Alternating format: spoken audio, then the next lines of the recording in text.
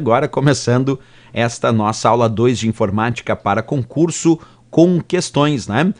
E eu já vou colocar, como eu coloquei aí na aula anterior, pessoal, a gente já vai colocar de cara uma questão que vai ser a nossa questão 1. Hoje eu tenho aproximadamente 10 questões aí, dependendo do tempo possível, 10 questões para avaliar, certo? Então vamos lá para a nossa questão número 1 da aula de hoje. Vamos ver o que vocês me dizem. Acompanhe ali a leitura.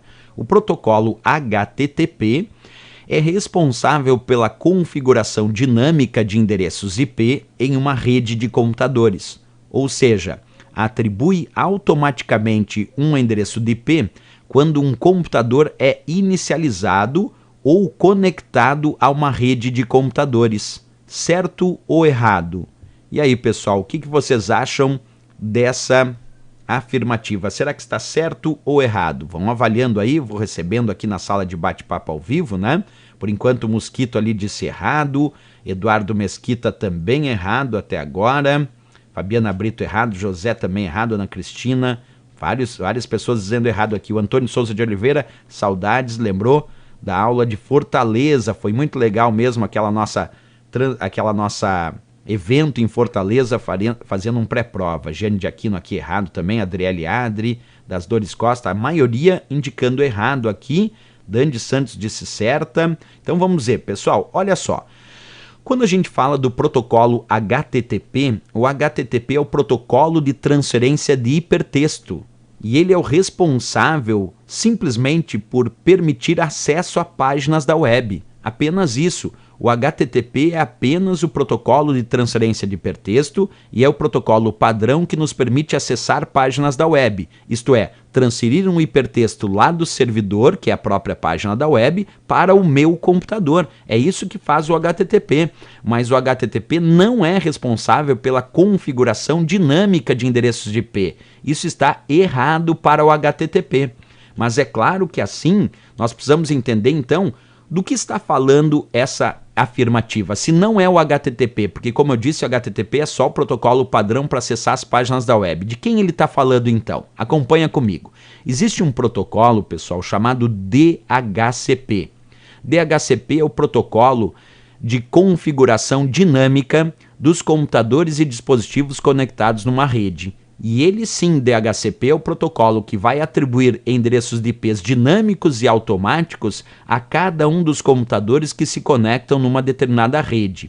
Por exemplo, deixa eu fazer uma parte mais prática. Imagina que eu tenho uma determinada rede Wi-Fi aqui no meu escritório, e aí aqui no roteador Wi-Fi está lá trabalhando o protocolo DHCP.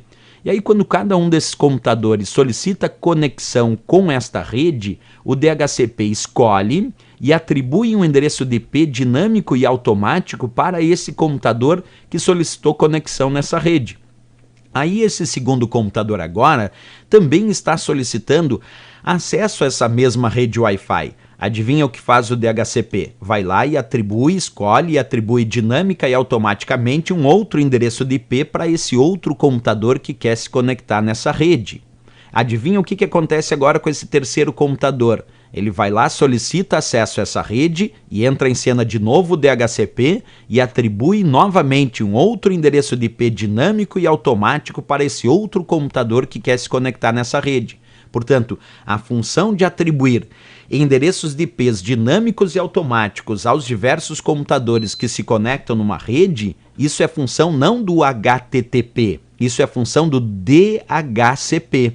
Portanto, aqui voltando na questão, pessoal, por que ela está errada? Porque o certo seria dizer o seguinte, ó, vamos supor que nessa questão tivesse o protocolo DHCP é responsável pela configuração dinâmica de endereços IP em uma rede de computadores, ou seja, atribui automaticamente um endereço de IP quando um computador é inicializado ou conectado a uma rede de computadores. Bem, aí estaria certo. Se no lugar do HTTP a gente colocasse ali DHCP, aí estaria correta essa afirmativa. Para ser certo HTTP, teria que estar escrito: o protocolo HTTP é o protocolo de transferência de hipertexto e é o protocolo responsável por acessar as páginas da web. Aí sim estaria certo, né, pessoal? Se eles tivessem colocado isso, aí eu ia concordar.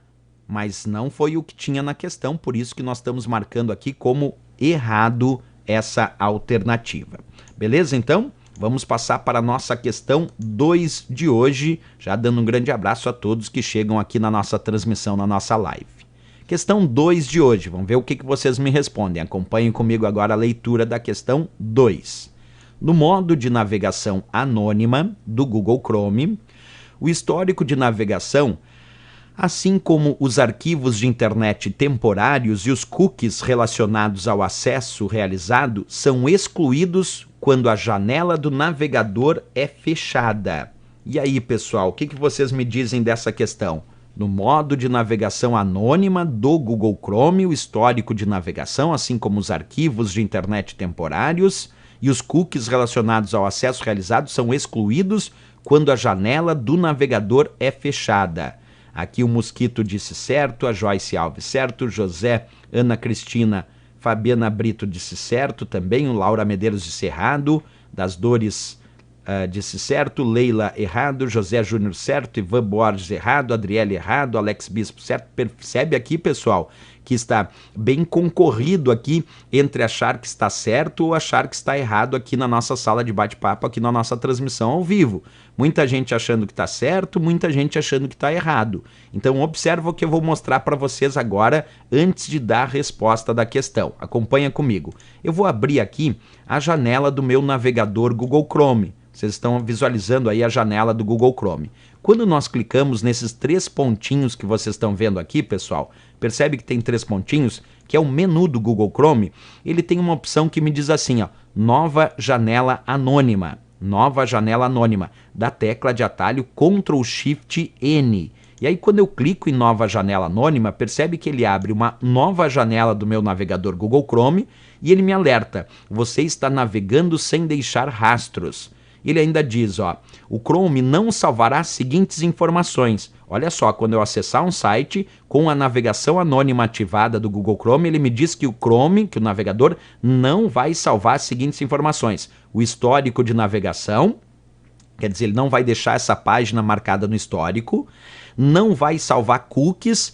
Cookies são pequenos arquivos de texto que armazenam informações do acesso que realizamos num site. No futuro, quando acessamos novamente esse mesmo site, ele pode ler esse cookie para produzir um acesso mais personalizado. Mas quando acessamos com a navegação anônima ativada, ele não deixa os cookies armazenados em relação a esse acesso.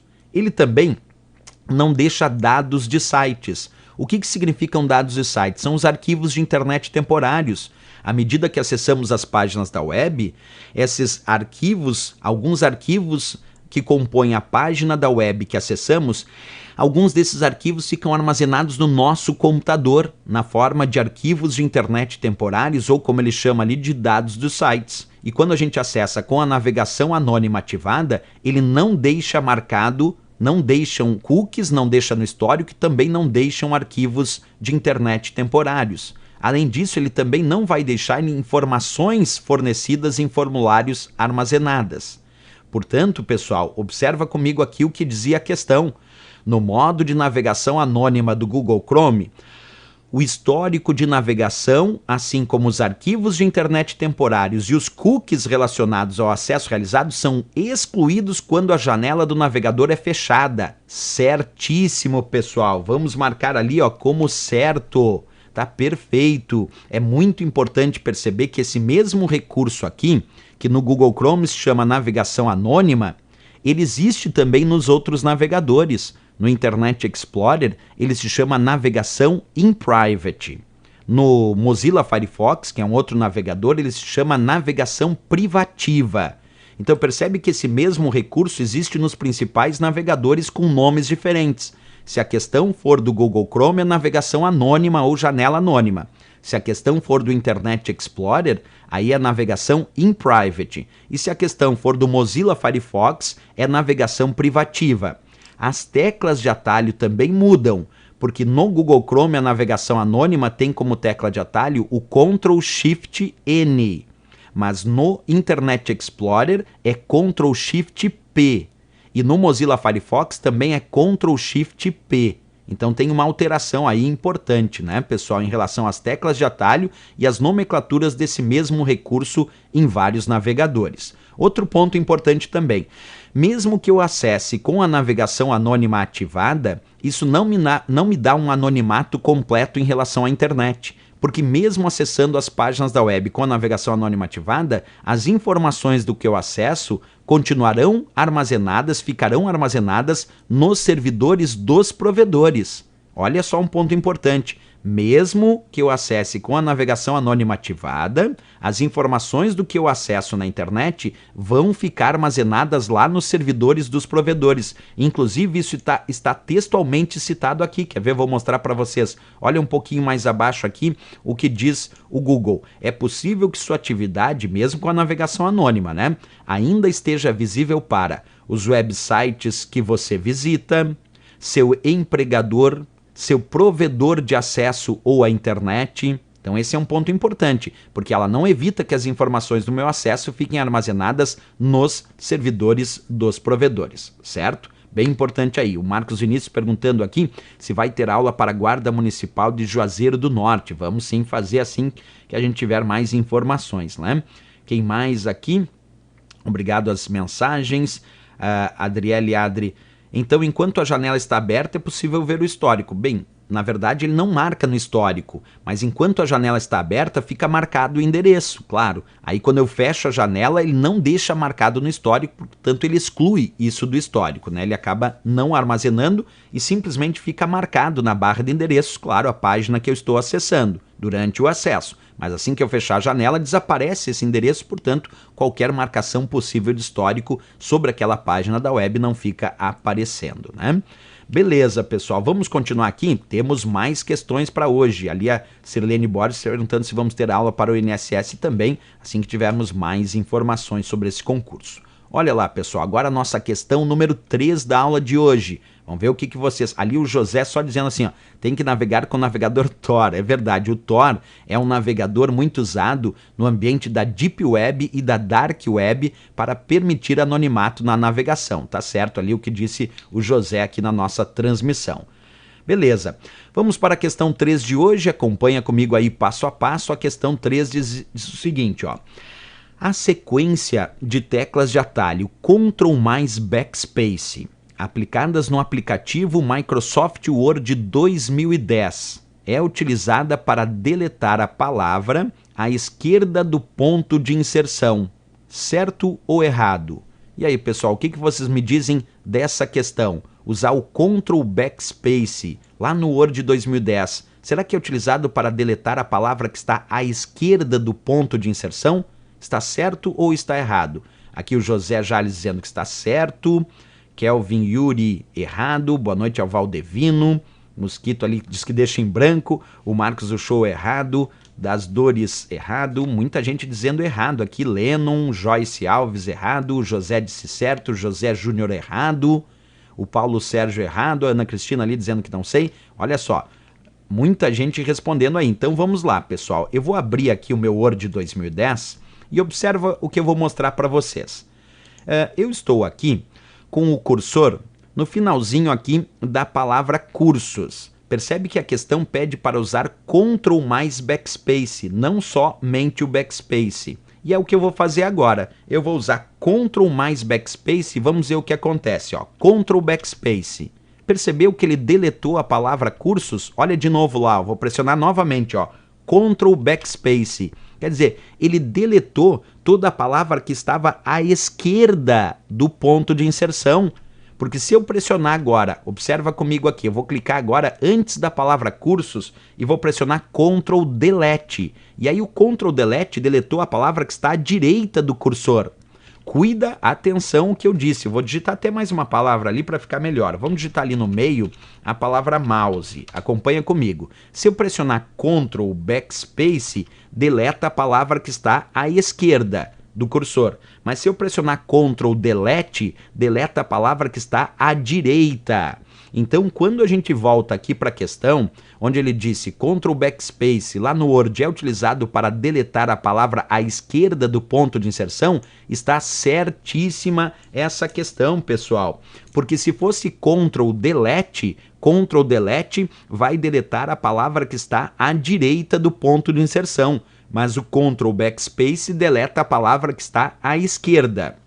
Se eu não usar o CTRL, vamos supor que eu não utilize o CTRL nem nada, ó, não vou usar o CTRL, certo? Só, atenção comigo agora, eu vou utilizar o delete e o backspace sem o CTRL. Se eu vou clicando no backspace, ele vai deletando o caractere à esquerda, ó, backspace, backspace, backspace. Ele está deletando o caractere à esquerda, né? Esse é o backspace. Vou voltar lá como estava antes ali. Digitar mouse de novo aqui. Agora eu vou pressionar delete. Delete sozinho vai deletar a palavra que está ali à direita. A palavra não, desculpa, vai deletar o texto que está à direita, os seus caracteres, ó. Então delete, delete, delete. Está deletando os caracteres à direita e o backspace está deletando os caracteres à esquerda. Então cuida aí muito se vai usar o CTRL ou não. Qual é a diferença da história do CTRL? É que só o backspace é caractere por caractere, só o delete é caractere por caractere. Mas quando eu uso o CTRL mais o backspace, aí é a palavra. O CTRL mais o delete, aí é a palavra. Esse é um ponto importante que a gente tem que perceber, certo? Outras coisas que eu quero relatar para vocês, e tem que cuidar aqui quando a gente fala dessa história de deleção no Word, é que existe uma diferença também entre usar o CTRL e usar o Shift, quer ver? Ó? Porque olha só o que eu vou fazer agora. Vamos supor que eu não vou usar o CTRL agora. Agora eu vou usar o Shift Backspace, por exemplo. Ó. Olha lá. Ó. Se for o Shift Backspace, é a mesma coisa do que usar só o Backspace. E se for o Shift Delete, professor? Shift Delete, ó. Aí não faz nada. Por quê? O Shift ele é um pouquinho diferente porque, na verdade, ele é usado como apoio para a seleção. Por isso que em alguns casos ele não age, não muda nada, em alguns casos ele deixa estático. Mas por quê? Porque o Shift, na verdade, é ideal para usar com as teclas de navegação ou com o mouse. Quer ver? Ó? Se eu pressionar Shift mais a tecla de navegação para a esquerda, ele vai selecionando o que está à esquerda. Se eu usar o Shift mais a tecla de navegação à direita, aí ele vai selecionando o que está à direita. Então o Shift é mais útil quando nós vamos selecionar, porque se eu pressionar Shift e a tecla do teclado de navegação para a esquerda, seleciona o que está à esquerda. Shift, a tecla de navegação para a direita, seleciona o que está à direita. Então, diferente do que acontece com o CTRL, quando eu pressiono o Shift, ele não reage muito sobre o backspace ou sobre o delete. Porque quando usamos o Shift, pensando em seleção, aí o ideal é usar Shift mais as teclas de navegação. Porque aí fica mais fácil usando o Shift as teclas de navegação para selecionar determinados elementos. Então o Shift é mais vinculado à seleção, certo? Dicas importantes aí que a gente tem que lembrar para a prova. Beleza, aqui o Diógenes pergunta, ainda funciona essa sequência de atalhos no Word atual? Sim, pessoal, nas versões mais atuais do Word, seja o Word 2013, 2016 ou até o Word 2019, ou ainda o Word do Office 365, sim, essas teclas vão funcionar da mesma maneira essas que eu demonstrei nas diversas versões do Word, sem problema algum. Então essa questãozinha estava certa, tá bom? Vamos seguir adiante, pessoal. Agora temos a nossa quarta questão da aula de hoje. Já vou colocar aí em cena, vamos avaliar e vamos verificar se está certo ou errado. Vocês vão me ajudando aqui, colocando o que vocês acham na sala de bate-papo ao vivo aqui. Foi lá. Sobre as partes que compõem um sistema operacional, pode-se afirmar que o kernel é a parte mais externa do sistema e tem a finalidade de fornecer uma interface para o usuário. Certo ou errado? E aí, pessoal, o que vocês me dizem dessa questão? Repetindo aqui, ó, sobre as partes que compõem o sistema operacional, pode-se afirmar que o kernel é a parte mais externa do sistema e tem a finalidade de fornecer uma interface para o usuário. Certo ou errado? Aqui o pessoal já está dando respostas. O José errado, o Mosquito, quem mais aqui? A Fabiana, Brito, Antônio, Marcos, José, a Ana Cristina, o Francisco Siqueira, Priscila, Aline, Diógenes, Joyce, todo mundo dizendo errado, ó. Muita gente dizendo errado. Então vamos descobrir aqui, pessoal, já que está muita gente aqui dizendo errado ali, ó, das Dores Costa arriscou no certo. temos ali a Laura Medeiros errado, Cleison certo, agora começou a surgir alguns certinhos aqui e muita gente dizendo errado. Então vamos lá, pessoal, vamos pegar e descobrir exatamente o que é essa questão. Acompanha comigo. O kernel é considerado o núcleo do sistema operacional. Se o kernel é o núcleo, é porque ele não é a parte mais externa. Na verdade, o núcleo, sendo o kernel, é a parte mais interna. Por isso nós vamos marcar como errado essa questão. Observa comigo ali, marcamos como errado. Vou explicar melhor para vocês. Imagina que todo o sistema operacional, como por exemplo o sistema operacional Windows e também o sistema operacional Linux, quer dizer, os sistemas operacionais de uma forma geral, eles possuem um núcleo, que é a sua parte mais interna, que é chamado de kernel. Então o kernel é o núcleo dos sistemas operacionais e é a sua parte mais interna. Esse kernel é quem vai fornecer as instruções mais básicas de funcionamento desse sistema operacional para o próprio processador. Agora, a parte que forma a interface com o usuário, nós chamamos de shell. Shell, sim, forma a parte mais externa do sistema operacional. Shell é a parte que se relaciona com o usuário, é aquilo que forma a interface com o usuário. O próprio termo shell, traduzindo, lembra muito a concha, que abriga justamente as interfaces com o usuário. Exemplo, quando nós estamos usando o Windows, se a gente clicar lá no botão iniciar, vai aparecer o menu iniciar. O menu iniciar faz parte da interface com o usuário, portanto é shell. As janelas que compõem o Windows e que acessamos faz parte da interface com o usuário, portanto é shell. Então a parte mais interna nós chamamos de kernel, que é o núcleo dos sistemas operacionais, as informações mais básicas passadas diretamente ao processador, e temos o shell, que é justamente a interface com o usuário, forma a interface com o usuário para que esse usuário consiga manipular os recursos do sistema operacional. Ok? Entendido? Perfeito. Então, voltando lá na questão, é claro que para essa questão ficar certa, a gente deveria dizer o seguinte, ó. Sobre as partes que compõem um sistema operacional, pode-se afirmar que o kernel é a parte mais interna do sistema, não mais externa, e tem a finalidade de fornecer as instruções básicas para o processador, para o computador, para a máquina funcionar, não para formar a interface com o usuário. Porque para ser certo essa questão, trocando só uma palavrinha, eu teria que trocar kernel por shell. Porque se eu colocar sobre as partes que compõem um sistema operacional, pode-se afirmar que o shell é a parte mais externa do sistema e tem finalidade de fornecer uma interface para o usuário. Aí sim estaria certo. Mas aqui ficou, é claro, errada essa questão. Beleza, pessoal? Mais uma questãozinha resolvida, então vamos lá agora para a nossa quinta questão de hoje, questão 5 chegando no ar. Já vou marcar aqui. Vamos lá. Olha só. Aqui só antes o Ivan Borges aqui na sala de bate-papo perguntando, professor, essa aula vai ficar disponível? Sim, pessoal, assim que essa aula termina, ela fica automaticamente disponível aqui no nosso canal V1 Aprova Logo para que vocês possam assistir essa aula a qualquer momento, tá bom? Não esquecem de dar like aí quem está assistindo a aula, isso é bem importante, deixa o gostei ali, muito importante aqui para a nossa transmissão também. Boa noite a todos que chegam na nossa transmissão ao vivo a partir de agora. Olha lá, questão 5 diz assim, a tecnologia de unidade de armazenamento, conhecida como SSD, consome menos energia que a tecnologia HDD.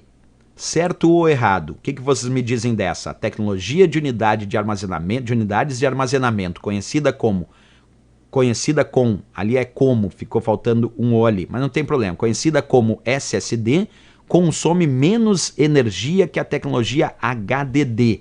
Certo ou errado? Olha ali o Mosquito dizendo, Mosquito, o Marcos, o José, a Ana Cristina, o Eduardo, Priscila, o Márcio, o Kelvin, a Aline, o Maurício, o José, o Ranielen, Diógenes e o Ivan Borges, até agora todo mundo dizendo certo. Ninguém aqui se arriscou no errado ainda, todo mundo dizendo certo aqui. Adriele, Giane, Valdevino, Tatiane, Laura, o Eldson, Elisário, por enquanto todos indicando como certa a questão. Então vamos lá, pessoal, olha só, quando a gente fala de SSD, SSD é uma unidade de estado sólido que não tem partes móveis. O que nós temos dentro de uma unidade SSD, que é uma unidade de armazenamento, são microchips de memória flash. Já com a tecnologia HDD, que significa Hard Drive Disk, o famoso disco rígido, dentro do HDD, dentro do disco rígido, nós temos discos que giram em alta rotação.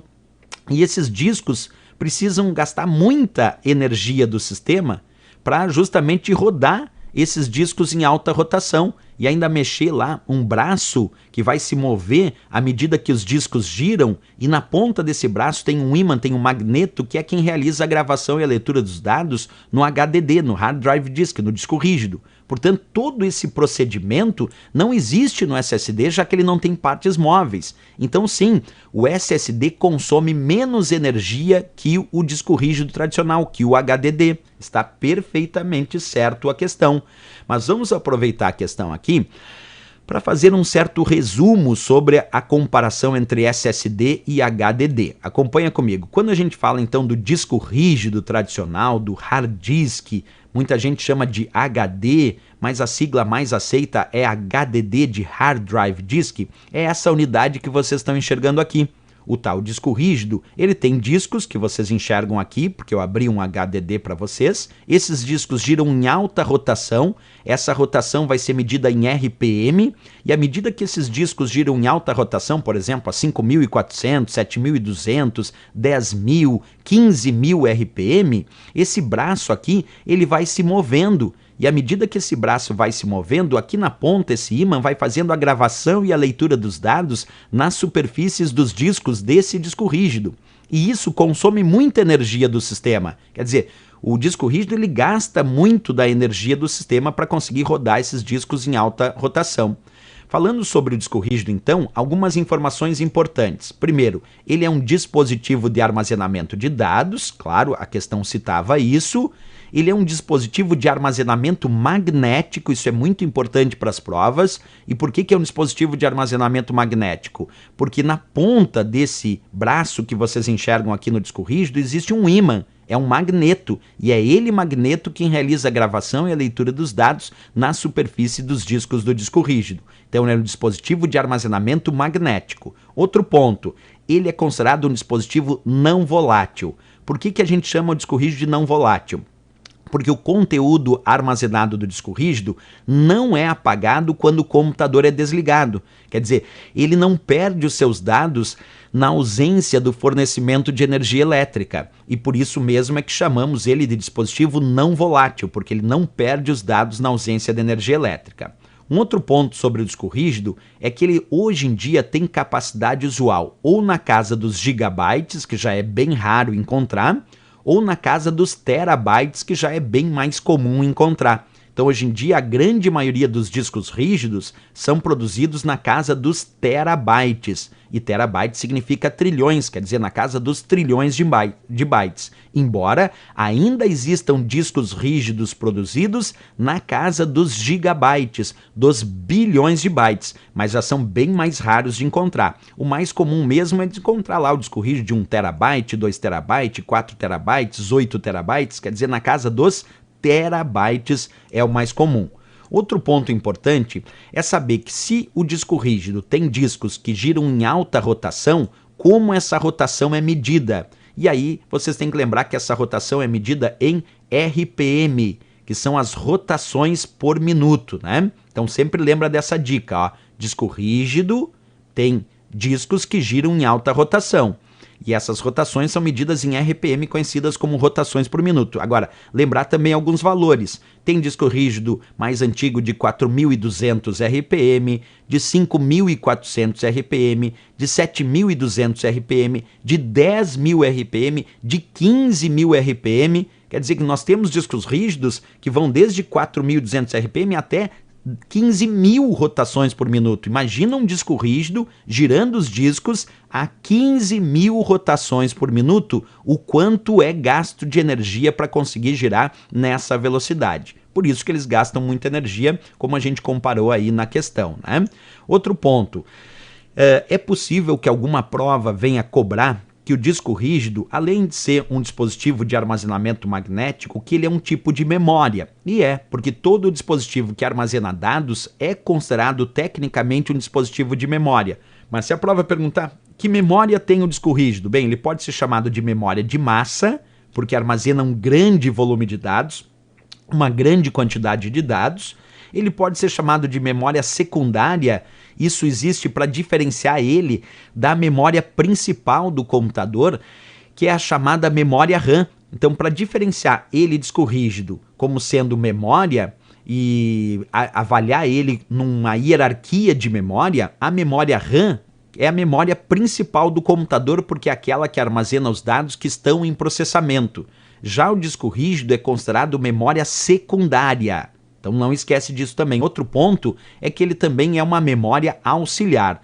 E essa ideia de chamar o disco rígido de memória auxiliar tem a ver com a ideia de dizer que ele auxilia o armazenamento dos dados que o usuário gera no seu cotidiano, no seu dia a dia. Ou também auxilia o armazenamento da instalação dos programas que o usuário vai instalando no seu computador. Por isso que ele pode ser chamado de memória de massa, de memória secundária ou de memória auxiliar. Agora, só não pode chamar o disco rígido de memória principal. Memória principal ele não é. Esse é um ponto importante também no destaque que a gente faz aí na nossa aula. Isso do disco rígido. Agora, pessoal, vamos aproveitar aqui e vamos falar também do SSD, que é o que a questão sugeriu.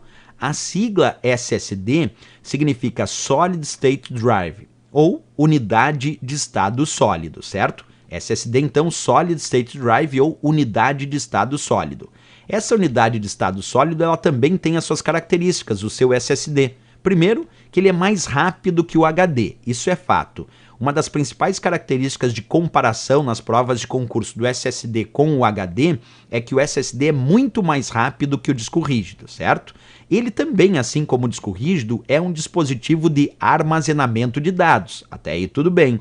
Assim como o disco rígido, o SSD não é volátil, isto é, o conteúdo dele não é apagado quando o computador é desligado.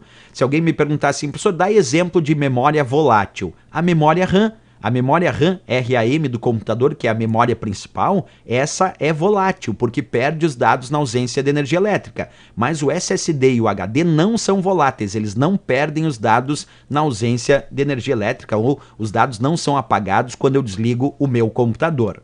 Outra característica também, pessoal, é a questão das partes móveis. Como ele não tem partes móveis, por isso que a questão sugeriu lá que ele consome menos energia, né? Então, o SSD não tem partes móveis. Ali tem uma pergunta surgindo, o HP08, dizendo assim, o SSD usa SATA? Sim, a conexão. Para conectar o SSD no meu computador, eu posso usar a conexão SATA, que significa serial ATA, assim como para conectar o disco rígido, eu também posso usar essa conexão, né?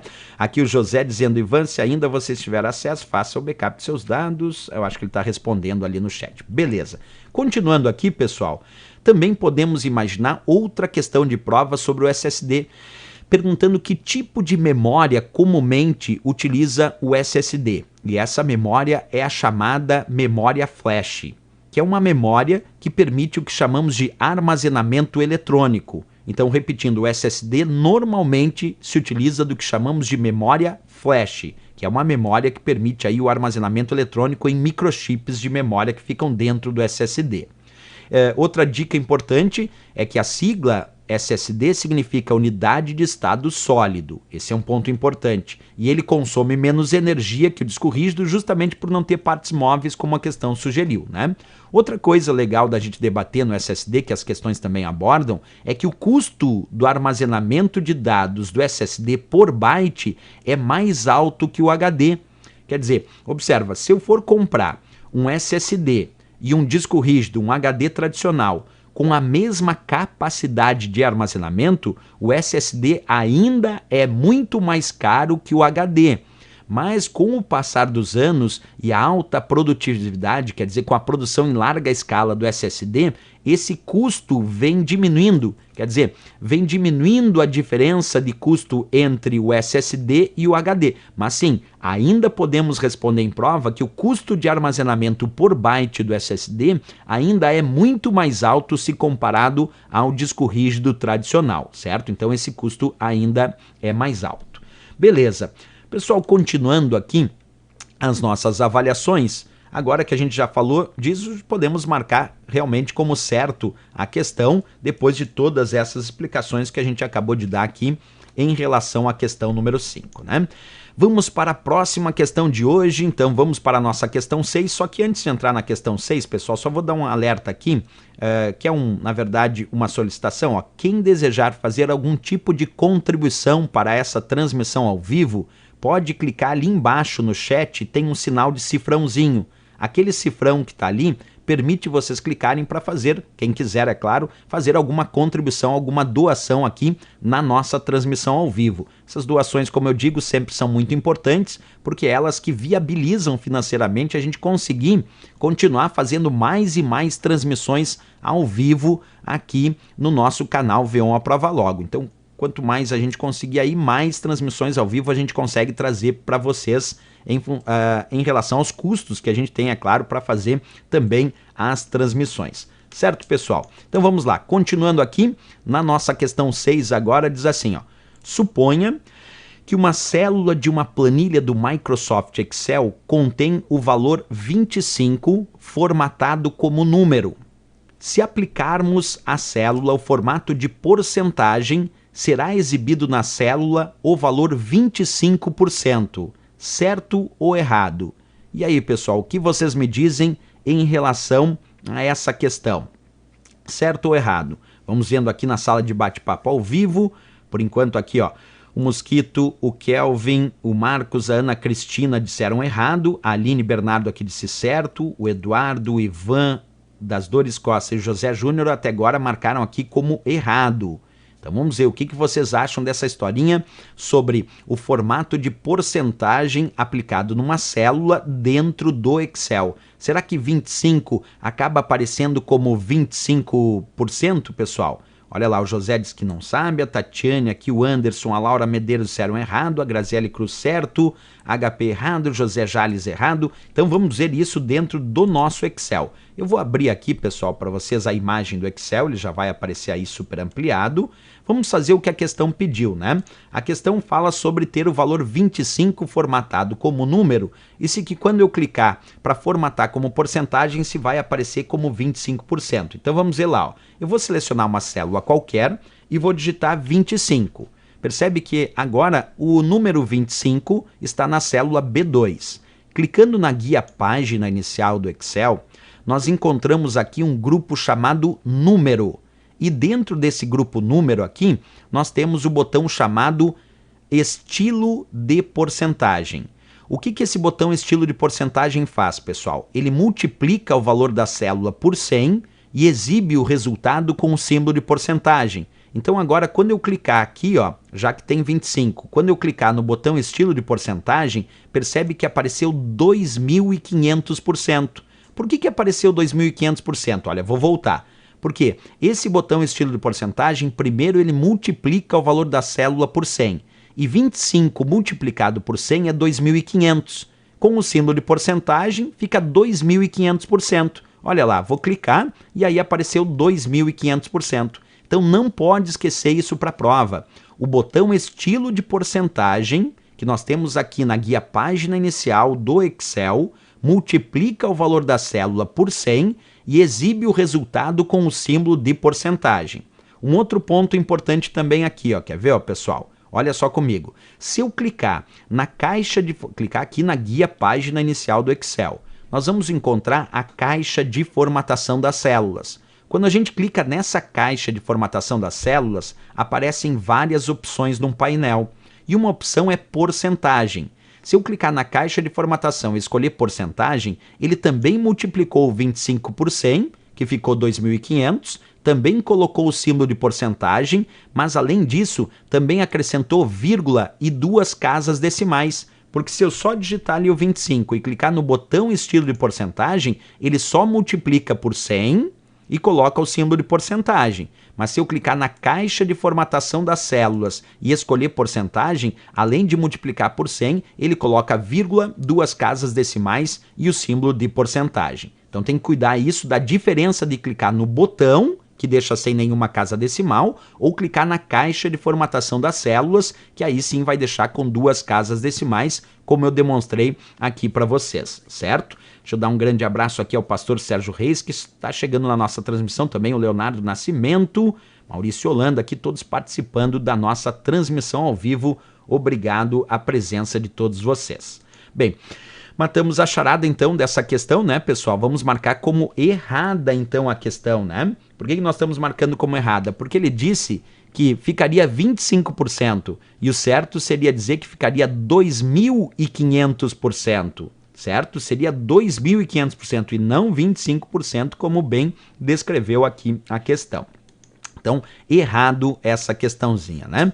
Beleza, pessoal. Vamos seguir adiante o nosso baile. Agora vamos para a questão 7. Ali um mosquito perguntando, professor, como diminuir números de casas decimais? Pessoal, no Excel, para diminuir números de casas decimais, tem aqui a guia página inicial. Deixa eu mostrar aqui para o mosquito, ó. Aqui na guia página inicial nós temos um botão dentro do grupo número para aumentar as casas decimais, como eu estou fazendo agora. Cliquei, cliquei.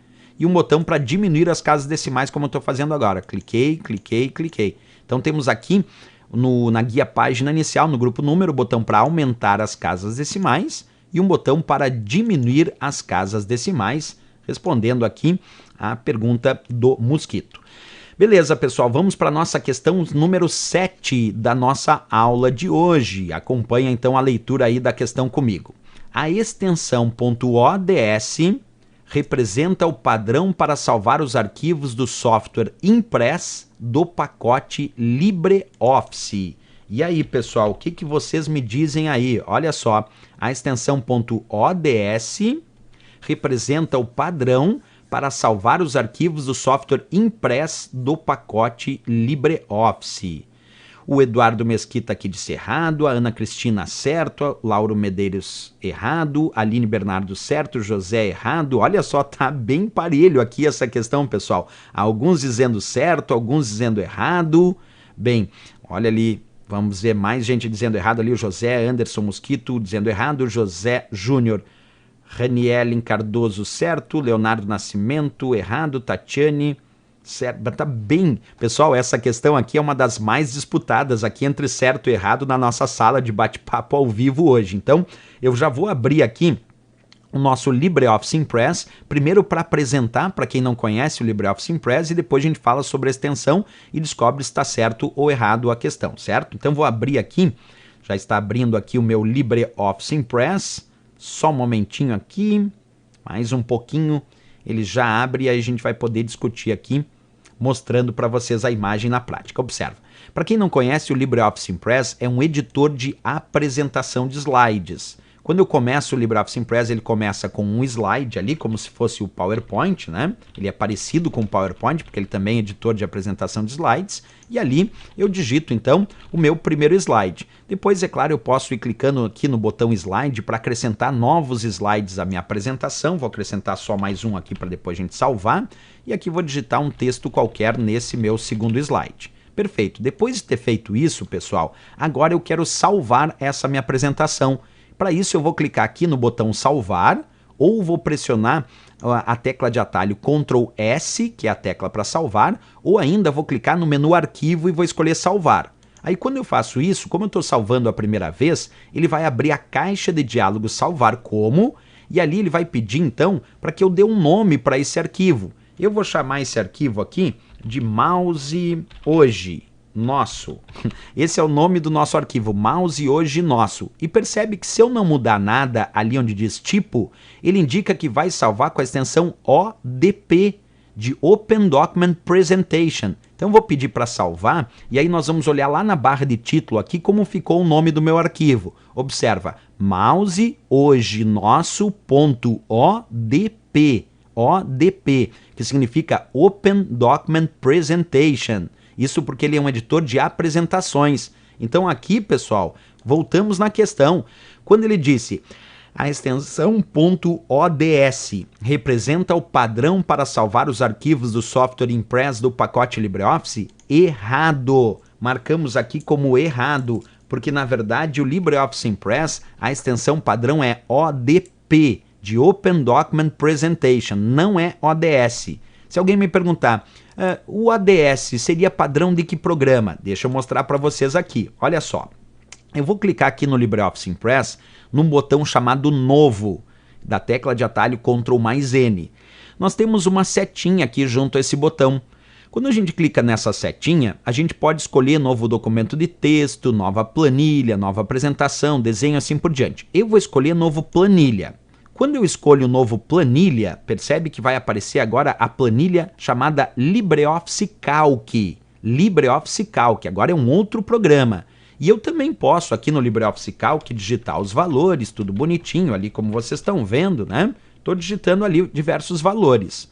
E agora o que eu vou fazer? Vou pedir para salvar. Quando eu peço para salvar aqui no LibreOffice Calc, ele também vai abrir a caixa de diálogo pedindo para escolher um nome de arquivo. Eu vou chamar esse arquivo de livro mesa. Livro mesa. E percebe que no LibreOffice Calc, aí sim, ele indica que a extensão padrão é ODS. Portanto, agora quando eu peço para salvar, vamos ver como é que vai ficar o meu arquivo lá em cima, ó. livromesa.ods. Porque ODS não é do LibreOffice Impress, é do LibreOffice Calc, do Calc. Então lá na questão, quando ele disse a extensão .ods representa o padrão para salvar os arquivos do software Impress do pacote LibreOffice, errado, pessoal, representa o software Calc do pacote LibreOffice e não o Impress, porque no Impress é ODP. Mas além disso eu tenho outras dicas, quer ver? Ó? Eu vou clicar de novo ali no botão novo, da tecla de atalho Ctrl N, só que eu vou clicar naquela setinha, e aí agora eu vou escolher documento de texto. Quando eu escolho documento de texto, ele vai abrir o programa chamado LibreOffice Writer. O LibreOffice Writer é o editor de textos do pacote LibreOffice. E aqui eu também vou digitar um textinho qualquer ali e vou pedir agora para salvar o arquivo do LibreOffice Writer. Quando eu peço para salvar aqui, vocês vão perceber que ele vai salvar, vamos dar um nome para esse arquivo, vamos chamar de aulas. Hoje, agora, isso. Meu super nome de arquivo aqui. Aula hoje, agora, isso é o nome do meu arquivo. E percebe que ele vai deixar aqui, pessoal, a extensão .odt.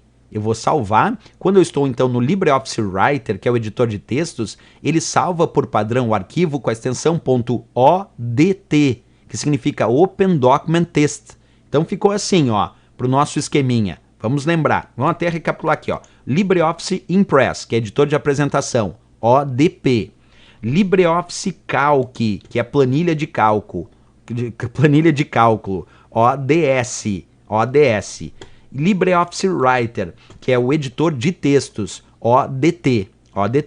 Então isso não pode ser esquecido para a prova, porque agora deixa eu fechar as janelinhas de todos esses programas aqui, porque várias provas perguntam qual é o arquivo padrão de cada um desses programas. Só para relembrar um pouquinho, quem estuda o Word sabe que no Word a extensão é DocX, das versões mais atuais. No Excel é XLSX, das versões mais atuais. E no PowerPoint o padrão é PPTX. Então isso também tem que saber aí para os outros programas e não só para o pacote LibreOffice. Ok, pessoal? Mais uma questão importante aí resolvida dentro do âmbito desse estudo que estamos fazendo aqui.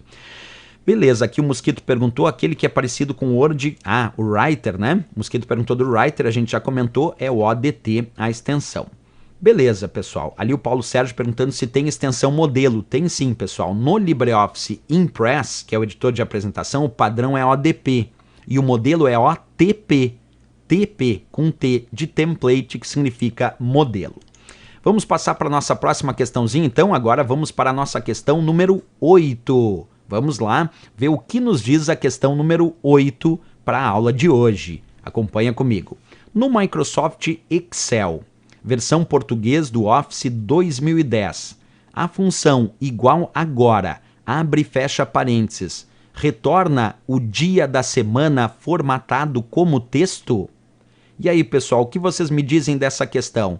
No Excel, versão português do Office 2010, a função igual agora, abre e fecha parênteses, retorna o dia da semana formatado como texto. Certo ou errado?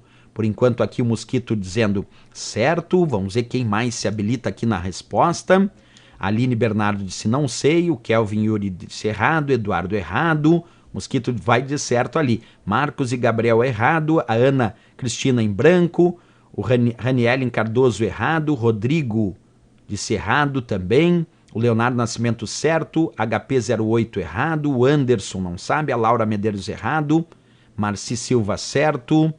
Bem, pessoal, então vamos descobrir o que faz essa função agora, se está certo ou errado, nós vamos descobrir nesse momento. Vamos pegar aqui uma outra planilha do meu Excel e nós vamos digitar simplesmente assim, acompanha comigo, ó, igual, agora, abre e fecha parênteses. Não importa se é em letra maiúscula ou minúscula, certo? Basta digitar igual, agora, abre e fecha parênteses. Quando eu pressiono Enter, percebe que ele exibe a data e a hora do sistema. Olha só que interessante, a função igual, agora, abre e fecha parênteses, só isso, pressiona Enter e ele exibe a data e a hora do sistema. Por isso que ele exibiu ali dia 19/3/2019, às 20 horas e 52 minutos, que é exatamente o momento que eu digitei igual, agora, abre e fecha parênteses.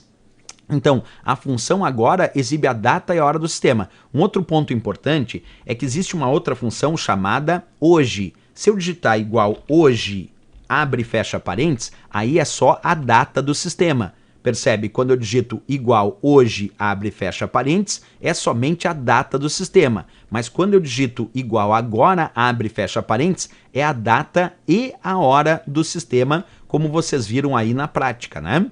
Voltando para a questão, pessoal, quando eu disse assim, ó, no Microsoft Excel, versão português do Office 2010, a função igual agora, abre e fecha parênteses, retorna o dia da semana formatado como texto?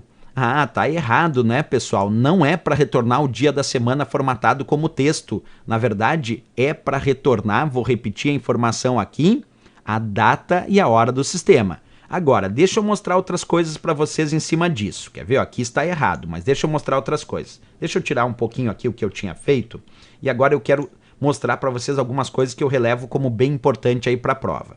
Existem algumas funções bem importantes e até algumas formatações que a gente pode alterar dentro de determinados elementos.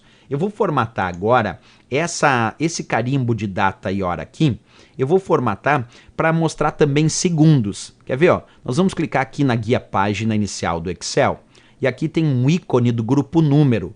Quando a gente clica nesse ícone do grupo número, aparece uma caixa de diálogo, que é a caixa de diálogo de formatação das células, e aqui a gente pode configurar várias maneiras, personalizando como a gente quer mostrar data, hora, minuto, segundo. Se eu botar ali depois daquele eu botar 2 pontos agora, e aí eu coloco ali também SS, isso significa segundo. E agora quando eu confirmar, eu digito igual, agora abre e fecha parênteses, e ele exibe a data e a hora do sistema, não só com a data, com dia, mês e ano, mas também está exibindo a hora, com a hora 20 horas, com o minuto 54 minutos e com o segundo 17 segundos.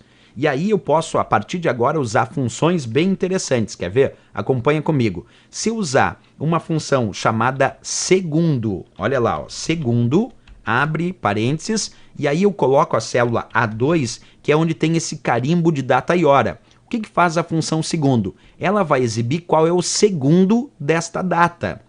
Ali está dizendo 17, mas quando eu pressionar ele vai mostrar o segundo atualizado. Então eu dou Enter, ele diz que o segundo dessa data atualizada, que está ali na célula 2, é 58 segundos.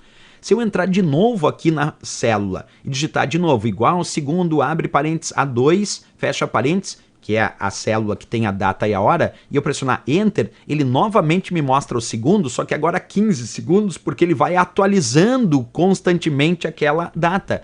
Por isso que nós usamos a função agora, porque cada vez que a gente usa uma função que atualiza ela reatualiza a sua nova data, hora, minuto e segundo. Então agora, e tem outras funções também, quer ver? Não é só a função segundo. Olha agora a função minuto, ó. Vamos fazer aqui igual minuto, abre parênteses, A2. O que faz a função minuto? Ela retorna um minuto atualizado daquele carimbo de data e hora. Então eu digito igual minuto, abre parênteses, A2, fecha parênteses, ele me diz que é o minuto 55. Ele está me dizendo que é o minuto 55, é o minuto desse carimbo de data e hora. Porque eu usei aqui a função minuto.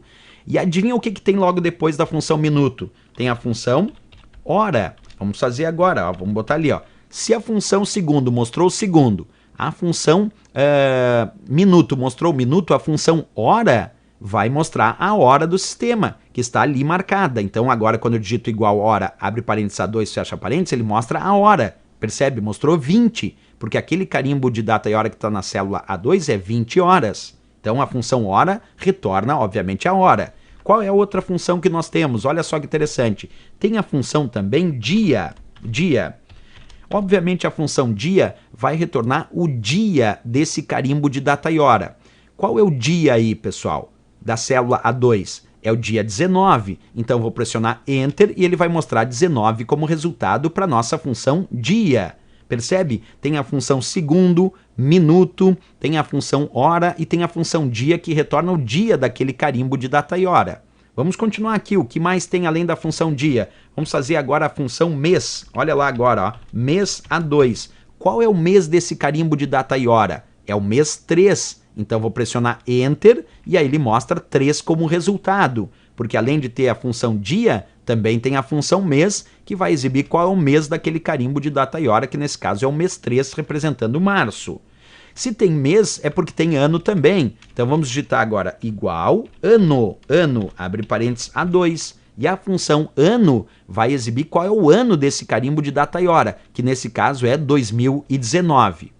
Mas além de todas essas funções, então observa ali a função ano retornou 2019. Além de tudo isso, já vai voltar a nossa conexão ao vivo aqui e aí a gente já continua a nossa live, certo, pessoal?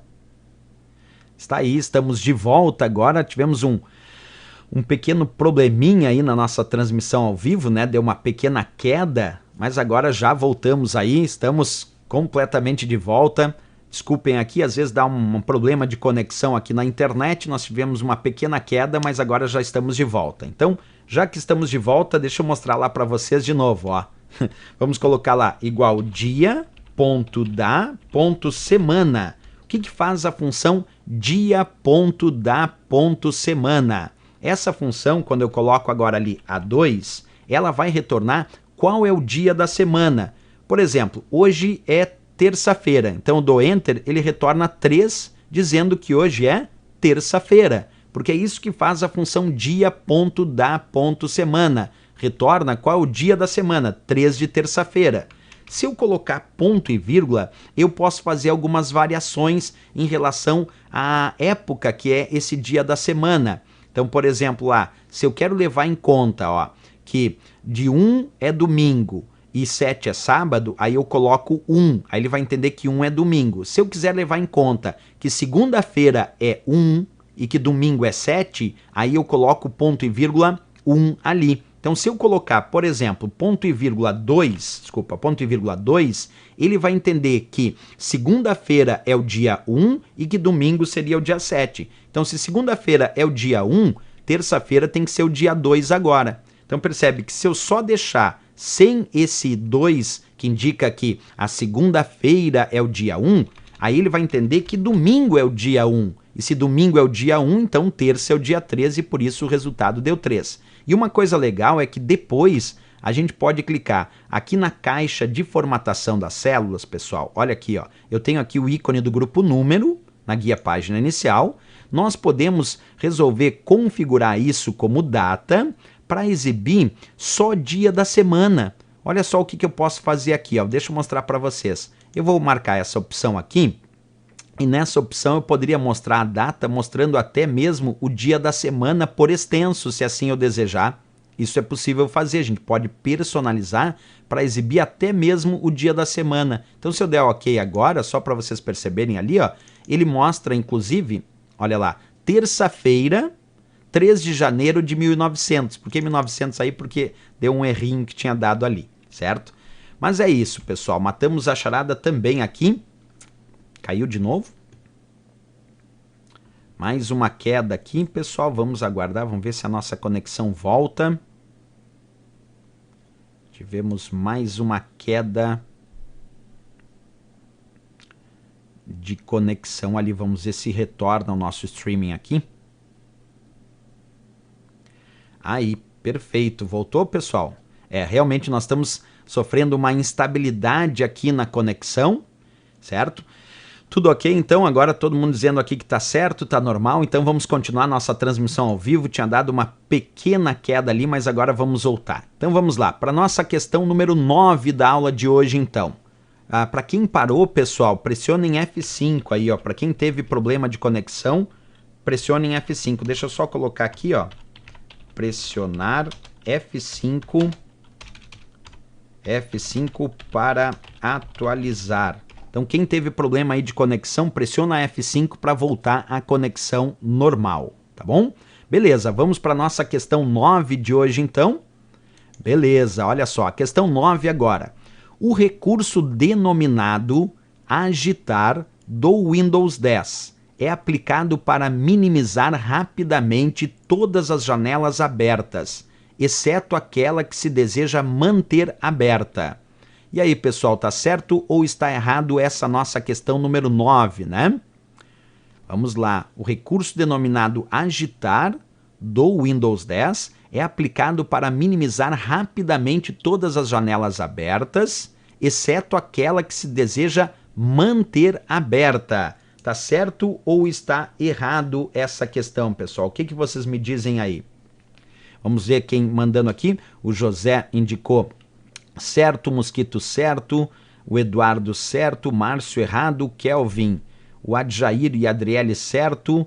Aí o pessoal respondendo aqui na nossa sala de bate-papo ao vivo, né? Então vamos ver lá, ó, pessoal. Vou mostrar para vocês passo a passo então como funciona. Na verdade é o seguinte, tá certo, certo?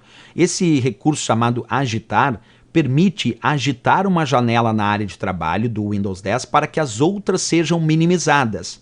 O nome desse recurso agitar, antigamente, ele era chamado de Aero Shake. Lá no Windows 7 ele era chamado de Aero Shake, mas dentro do Windows 10 ele foi traduzido para o português e se chama agitar.